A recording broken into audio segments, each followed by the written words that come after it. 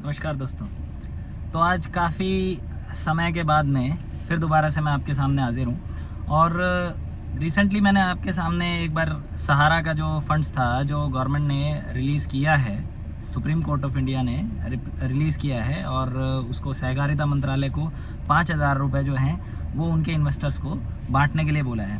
तो उसके प्रति क्या है कि लोगों में काफ़ी थोड़ी सी चिंताजनक कुछ सवालात थे जिनका मेरे पास में आया। उन्हें भाई प्रोसेस जो है प्रॉपरली, कुछ तो साइट जो है वो क्रैश हो जा रही है, तो उसके रिलेटेड आज हम कुछ बात करेंगे आपसे।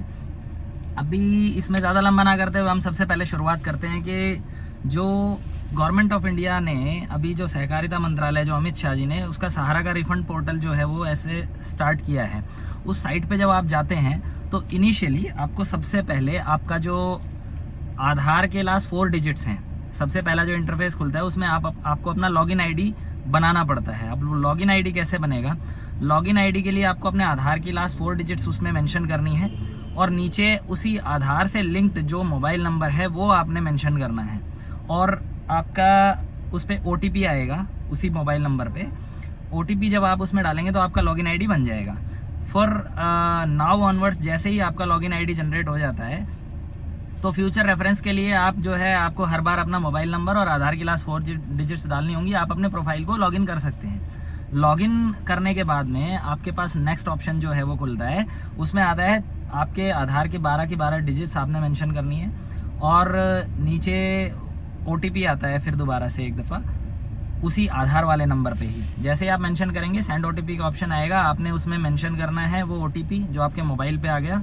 जैसे ही आप दर्ज करेंगे तो आपके पास में एक UIDAI की तरफ से कि भाई आप अपने आधार का डाटा जो है वो CRCS यानी कि जो हमारे सहकारिता मंत्रालय उसके साथ में आप शेयर करेंगे। कोई दिक्कत वाली बात नहीं है, वो आपने एक्सेप्ट कर लेना है। एक बार पहले भी ऐसा ही आता है फर्स्ट ऑप्शन में भी।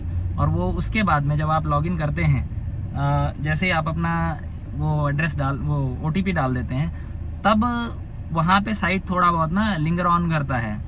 It's keep going on and on, जो प्रोसेसिंग दिखाता है। तो बेटर है कि आप थोड़ा सा या तो अर्ली इन द मॉर्निंग या लेटर नाइट में आप प्रोसेस करें, क्योंकि देखिए लाखों इन्वेस्टर्स का पैसा है तो सभी लोग एट द सेम टाइम लगभग दिन भर में लगे ही हुए हैं। आप CSC सेंटर जाते हैं या तो CSC सेंटर वाले दिन भर में वो बेचारे लगे हुए होते हैं कि किसी तरह से ये अपॉर्चुनिटी है जो उन्हें दी गई है छूट ना जाए। तो पैनिक होने का ज़रूरत नहीं है। 5,000 करोड़ रुपया ये सबसे पहले जो आप सब अपना यूज़र ID बना लीजिए। बनाने के बाद में जब आप ये लॉगिन करते हैं तो आपका जो बैंक अकाउंट डिटेल है, बैंक अकाउंट डिटेल होगा सबसे पहले तो उस आधार से। यदि कोई आपका बैंक DBT जो डायरेक्ट बेनिफिट ट्रांसफ़र, उससे कोई अकाउंट अगर आपका लिंक्ड है आधार से तो आपको कोई दिक्कत नहीं आएगा।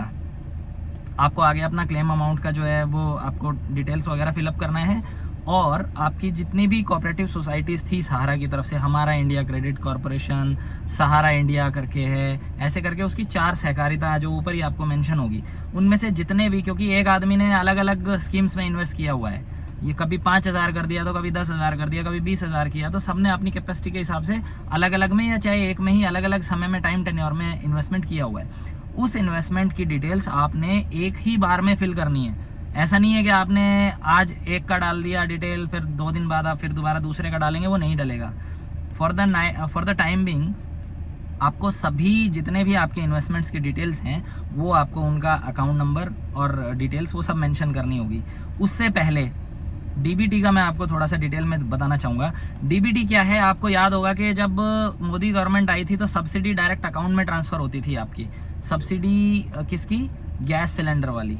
गैस सिलेंडर पर जो पहले सब्सिडी मिलती थी तो जो जिसके नाम से गैस का सिलेंडर होता था उसको अपना बैंक में जाके और वहाँ पे DBT के लिए अप्लाई करना पड़ता था। आपके बैंक के अंदर आपका आधार का डिटेल आप डालते थे और कुछ इस तरह का एक फॉर्म होता था। ठीक है जी। अब ये जो फॉर्म है ये आपने वहाँ से, अगर आपका DBT के लिए NPCI जो नेशनल पेमेंट का जो इंटरफेस है आपका, अगर ये सीडेड है तो ठीक है, नहीं है तो देखिए इसमें दिया हुआ है पहले से ही, एप्लीकेशन फॉर लिंकिंग और seeding Aadhaar number and receiving DBT benefits into bank account NPCI mapping. तो ये मैपिंग होगी, इसमें आपकी मैपिंग होगी अकाउंट की। तो ये जो फॉर्म है ये आप वहीं से, अगर आपका लिंक्ड नहीं है बैंक अकाउंट नंबर, आधार के साथ कोई भी, तो वो फॉर्म का ऑप्शन आ जाएगा आपके पास। ये फॉर्म आप डाउनलोड कीजिए, ये फॉर्म फिलअप करके अपना बैंक अकाउंट डिटेल लेके अपने बैंक में तुरंत सबमिट कराइए, क्योंकि ये सबमिट कराए बिना आपका जो ये रिफंड का प्रोसेस है ये आगे नहीं बढ़ेगा। ठीक है जी। ये जिनका ये मैप्ड है उनके लिए तो प्रोसेस आगे सिंपल होती चली जाएगी कि उन्होंने अपने इन्वेस्टमेंट्स का डाटा एक ही बार में डालना है। डालने के बाद में आपको अपना सारी डिटेल्स वगैरह फिलअप कर देनी है।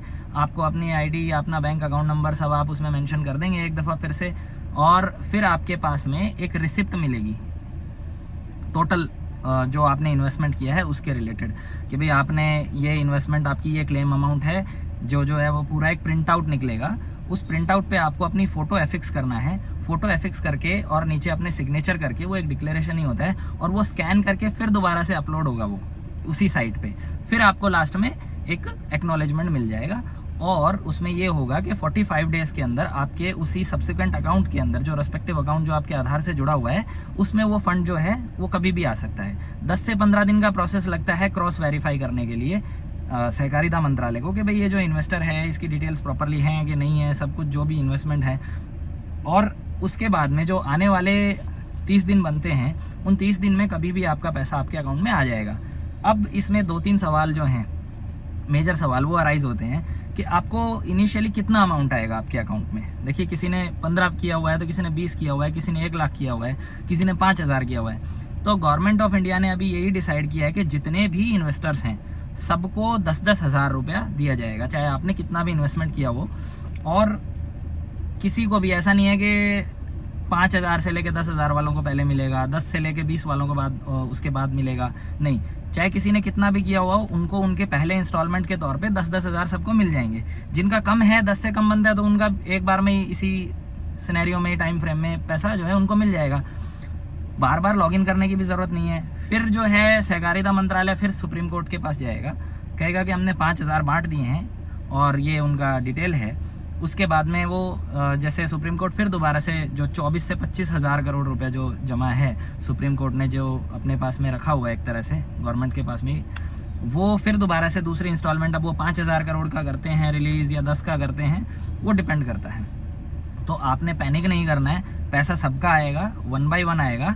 एक ग्रेजुअल प्रोसेस है, it will take some time, और सबको उनका पैसा मिलने लग जाएगा। दूसरा सवाल जो उठता है वो ये उठता है कि भाई अब जो पैसा मिलेगा उस पर इंटरेस्ट कितना मिलेगा, क्योंकि सहारा ने तो कहा था, हमने तो अलग अलग स्कीमों के तहत कि भाई आप 1 रुपया जमा कराइए आपको 2.25 रुपया मिलेगा, आप 2 रुपया जमा कराइए आपको 4 रुपये मिल जाएंगे।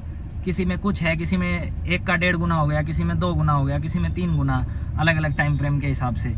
तो उनके लिए मैं बता देना चाहता हूँ कि इसमें जो भी पैसा आपने जमा किया है उस समय से लेके, और जब सहारा को सेबी ने अंडरटेकिंग में ले लिया था और एक तरह से उसे दिवालिया घोषित करवाया था, उस समय का जो टाइम फ्रेम है, उस समय तक का ही मियाद का जो है ब्याज मिलेगा।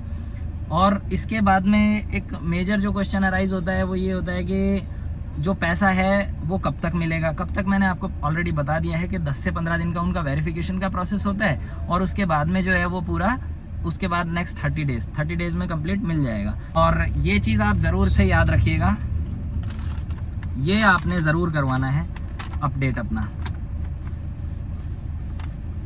ये आपने ज़रूर करवाना है।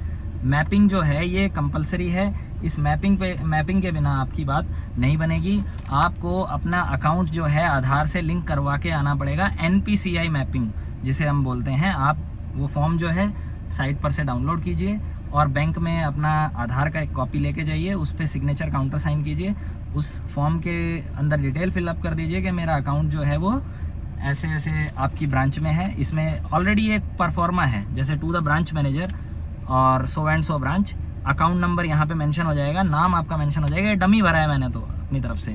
फिर यहाँ पे आपने option for receiving DBT benefits, तो इनमें से ये ऑप्शन है, इनमें आपको ऊपर वाला बेनिफिट, ऊपर वाला जो ऑप्शन है यही डालना है। I wish to seed my account number so and so with NPCI mapper to enable me to receive direct benefit transfer including LPG subsidy from Government of India in my above account. I understand that if more than one benefit transfer is due to me, I will receive all the benefit transfer in the same account. जो भी चाहे LPG subsidy हो चाहे कुछ भी हो, क्योंकि ये पैसा सरकार जो है आधार से जो लिंक्ड अकाउंट होगा उसी में ही देगी, सहकारिता मंत्रालय से ही आएगा डायरेक्ट बेनिफिट। एक तरह से ये मैटर रिजॉल्व करने के नाम पे सरकार आपको एक एक चीज़ जो है ये आपके पैसे को अपने थ्रू NPCI के थ्रू पेमेंट का जो इंटरफेस है उनका, और आपके डायरेक्ट आधार में जाएगा ये पैसा। आधार से जो अकाउंट लिंक होगा ऑटोमेटिकली उसमें वो पैसा आ जाएगा। तो ये आप होप आप समझ गए होंगे, और आशा करता हूँ कि आपको अगर यदि कोई सवालात हों, अगर कंसेप्ट क्लियर ना हो तो आप मुझसे कमेंट बॉक्स में डायरेक्टली पूछ सकते हैं। ठीक है मित्रों, धन्यवाद।